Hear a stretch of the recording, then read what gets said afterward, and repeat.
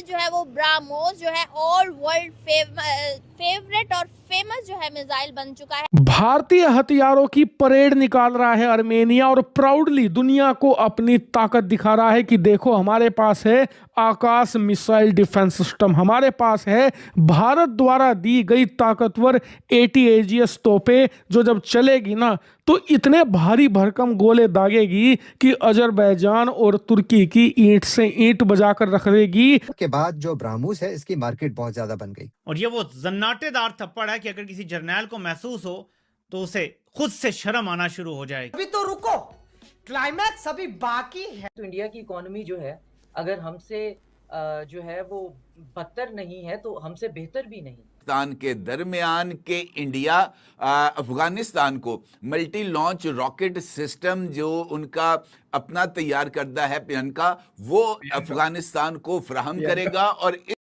साथियों, तुर्की के जो एर्डोगन है वो अब गिड़गिड़ाते और भारत के सामने जो है वो झुकते हुए नजर आ रहे हैं। उनका सिर्फ साफ तौर पे यही कहना है कि आपकी मिसाइल ब्रह्मोस मिसाइल मानते हैं बहुत अच्छी है, सब कुछ है, लेकिन मोदी जी आपसे हम रिक्वेस्ट करते हैं, आपसे हम जो है वो घुटने टेक करके बोलना चाहते हैं, आपसे माफ़ी मांगना चाहते हैं, सब कुछ करना चाहते हैं कि आप जो है ब्रह्मोस मिसाइल हमारे दुश्मनों को ना दे, वरना जो इनका हाल होगा वो ये बहुत अच्छी तरीके से जानते हैं। इसीलिए बड़ा सोच समझ करके इन लोगों ने दिमाग लगा करके नरेंद्र मोदी जी से जो है रिक्वेस्ट करना शुरू कर दी और कहा है कि ब्रह्मोस मिसाइल प्लीज़ अब हमारे दुश्मनों को मत दीजिए, वरना हमारा जो हश्र होगा वो देखने लायक नहीं होगा।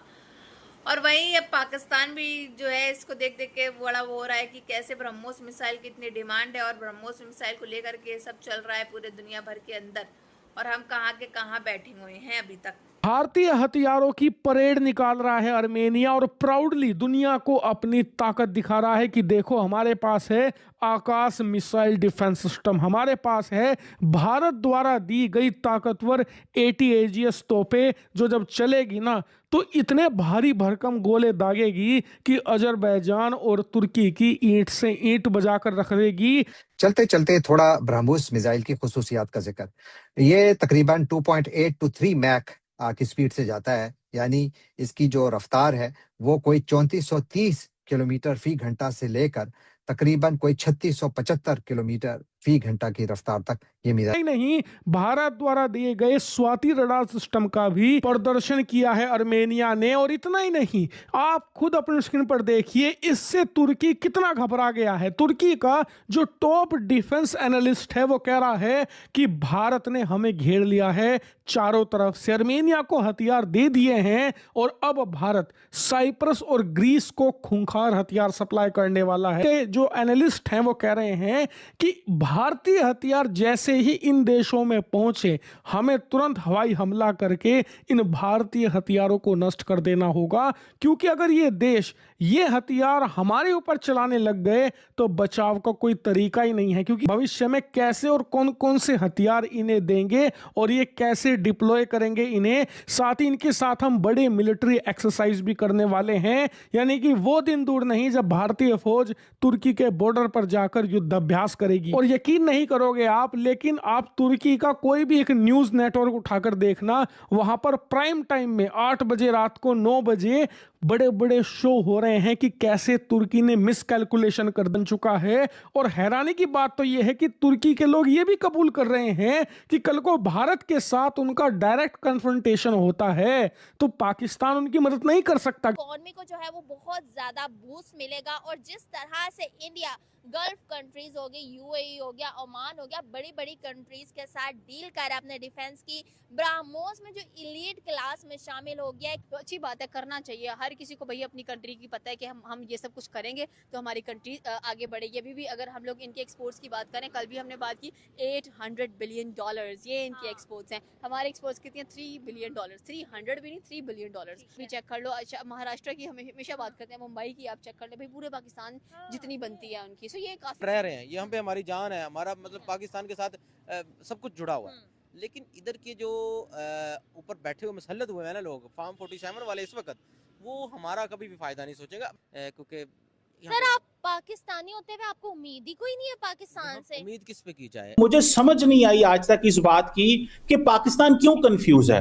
हमने 90,000 से ज्यादा जानें भी दे दी हैं, अरबों डॉलर का पाकिस्तान में नुकसान भी हो चुका। दुनिया पाकिस्तान की काउंटर टेररिज्म में जो कुर्बानी है उसकी तारीफ कर रही है और पाकिस्तान में हम कंफ्यूज हैं। मतलब अब आओ भाई यहाँ पे बाबा से लुकमान। तालिबान को न सिर्फ जदीद एयर डिफेंस सिस्टम फराहम करेगा बल्कि इनके साथ साथ जंगी साजो सामान, फौजी तरबियत और टेक्निकल मुआवनत भी फराहम करेगा। लेकिन एक एक बात सबको पता है कि अफगान तालिबान इस रशियन एयर डिफेंस सिस्टम को पाकिस्तान के खिलाफ इस्तेमाल करेंगे। अब आप ही मुझे बताएं कि मॉस्को का काबुल के साथ ये मिलिट्री ताउन क्या दहशतगर्दी के खिलाफ पाकिस्तान की कामयाबियों पर पानी नहीं फेरेगा? उधर तालिबान और रशिया के दरमियान फौजी ताउन की खबर ब्रेक हुई। उधर भारतीय वजीर दाखिला इस मुतनाज़ा इलाके में जा पहुंचे और इस दौरे के दौरान फौजी जवानों के साथ गपशप की जो तस्वीर और वीडियोस जारी की गई वो इंतहाई इश्तियाल अंगेज है। असल में भारत ने पाकिस्तान को एक खामोश पैगाम दिया कि पिछले साल जंग में सिर्फ इसराइल और अफगानिस्तान इसके इत्तेहादी थे, लेकिन अब इत्तेहादियों की इस फहरिस्त में रशिया भी शामिल हो चुका है। मैं आपको बताऊं कि भारत की यह खाम ख्याली है कि रशिया इसके लिए फ्रंट फुट पे आके लड़ेगा। पाक फौज की सलाहियतों को जितना अदराक रशिया को है ना, शायद इतना तो भारत को भी नहीं है। इंडिया और अफगानिस्तान के दरमियान के इंडिया अफगानिस्तान को मल्टी लॉन्च रॉकेट सिस्टम जो उनका अपना तैयार करदा है प्रियंका, वो अफगानिस्तान को फराहम करेगा और इसके साथ साथ आकाश मिसाइल भी इंडिया से अफगानिस्तान को फराहम किए जाएंगे। अब ये जो डेवलपमेंट है इनफैक्ट ये बहुत ज़्यादा अहमियत की हामिल है और यही वो सूरत हाल है जिसने इस सारे मंजरनामे पर एक बहुत बड़ा सवालिया निशान लगाकर रख। आड़ में इंडिया कौन सा नया खेल खेलना चाहता है? ये जो दस्तखत होने वाला रूसी मुआहदा है वो इनफैक्ट इंडिया का एक स्ट्रेटेजिक मनसूबा बंदी का नतीजा है। हिंदुस्तान की कौमी सलामती के मुशीर अजीत दोवल की ये जो मसरूफियात थी मॉस्को में, वहाँ पर उन्होंने अफगानिस्तान को ये जो नाकारा असला था इसकी मुरम्मत के लिए अपने जो ताल्लुकात है रशियन गवर्नमेंट के अंदर उनको ना सिर्फ इस्तेमाल किया बल्कि रशिया को इस बात पर कायल भी किया। जैसा कि आप सभी ने देखा किस तरह से खबरें सामने निकल के आ रही हैं कि कैसे ब्रह्मोस मिसाइल की इतनी चर्चाएं और ब्रह्मोस मिसाइल की इतनी ज्यादा डिमांड है। अब पाकिस्तान का ये कहना होगा इसको लेकर के अरे हमारे यहाँ भी तो JF-17 की काफी ज्यादा डिमांड है, कहा हर कोई जो हमसे मांग रहा था।